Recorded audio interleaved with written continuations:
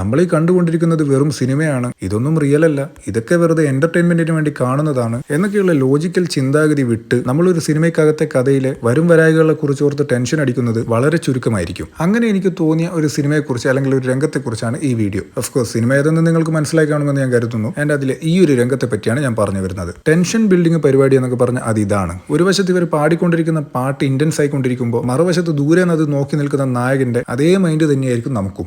Basically ഇവിടെ പ്രശ്നം എന്താണെന്ന് വെച്ചാൽ അതൊരു കല്യാണ വീടാണ്, മെയിൻലി ഫാമിലി മാത്രമുള്ള ഒരു സ്ഥലം. അവിടെ ഒരു പ്രശ്നം ഉണ്ടാവുന്നത് നമ്മൾ മനസ്സുകൊണ്ട് ആഗ്രഹിക്കുന്നില്ല. പക്ഷെ അവിടെ ഒരു പ്രശ്നം ഉണ്ടാവാനുള്ള ഒരു സാധ്യത, അവിടെ ഒരു അടി പൊട്ടാനുള്ള സാധ്യത ഏതാണ്ട് 99% എത്തിച്ചു നിർത്തിയ ഒരു സീനായിരുന്നു ഇത്. അതിനനുസരിച്ച് അത്രയും ചാർജ്ഡ് ആയിട്ടാണ് രണ്ട് ഭാഗത്തുമുള്ള ആളുകൾ ആ പാട്ടിന് റിയാക്ട് ചെയ്തുകൊണ്ടിരിക്കുന്നത്. എനിവേസ്, ഇങ്ങനെ ഒരു സീൻ ഈ അടുത്ത കാലത്ത് ഇറങ്ങിയ ഏതെങ്കിലും ഒരു സിനിമയിൽ ഉണ്ടോ എന്ന് ചോദിച്ചാൽ എന്റെ ഉത്തരം ഇല്ല എന്നാണ്. ഇനി നിങ്ങൾക്ക് അങ്ങനെ ഏതെങ്കിലും ഒരു സിനിമയോ അതിലെ രംഗമോ തോന്നിയിട്ടുണ്ടെങ്കിൽ അത് കമന്റ് ചെയ്യുക.